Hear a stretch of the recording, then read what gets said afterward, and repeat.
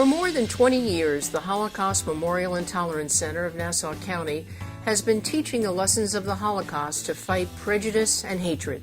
It's a shame that we all knew that he was being picked on and we didn't let the principal know enough. The people called him gay, and then there's just a law passed that you're not allowed to do that anymore. Remember when we went to the workshop at the Holocaust Museum and you learned how to be upstanders? Yeah. We always have to be upstanders just to help Joe and everybody.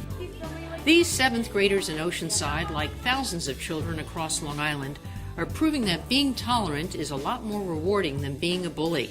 And they're spreading the word to their classmates. The center has expanded its workshops to teach the lessons of the Holocaust to children beginning in 4th grade. The world would be a better place if everyone was nice to each other and there weren't like bullies or mean people.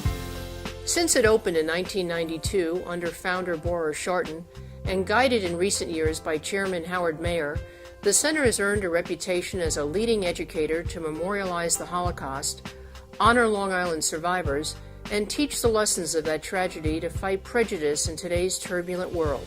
And so he started lining people up, arresting them. He started burning books they didn't like. About 50,000 people come to the center every year to visit its world-class museum, library with the largest collection of Holocaust and tolerance literature on Long Island, and the Children's Garden in memory of the 1.5 million children killed by the Nazis. School children and educators attend workshops and learn about the atrocities of the Holocaust, hoping to ensure that it never happens again. I stand up for kids who are not good athletes because those kids could be special in a different way. And survivors volunteer their time. Usually in every city, they make all the Jews come down into the square, like I mentioned before in our town. They load them up into cattle cars. For survivors, it's gratifying to see their personal stories are having a positive impact.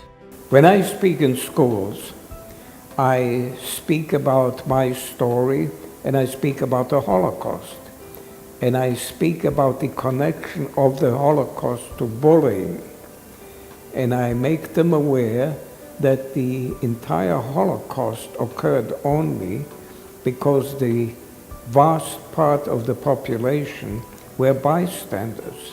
I received thousands of letters from students, thousands, and hundreds of them promised me in their letters that they will not be any more bystanders. And they will write to me that yesterday they saw a bully and they spoke up and the bully stopped bullying.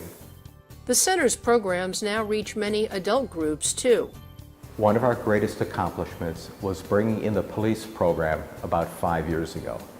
To date, we have taught several hundred members of law enforcement, and we explore the history of the Holocaust as it related to police and its relevance to their role today to make them more tolerant in dealing with other people, both fellow officers, as well as the people that they interact with.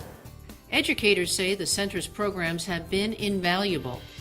We experienced challenges with regard to racial insensitivity, and the Holocaust Center stepped up and availed themselves with the resources not only to transport our entire 6th grade here, but to train them with regard to tolerance and understanding. The center now gives an award annually to a student who exemplifies being an upstander, in memory of Claire Friedlander, a Holocaust survivor who devoted her life to fighting prejudice and intolerance. When I was 14 years old, I had lost my dad to suicide, and it was something very surprising and shocking.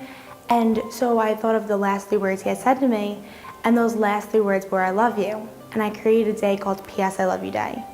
On that day, it's every 2nd Friday of February, and I ask people to wear purple to represent standing up against bullying.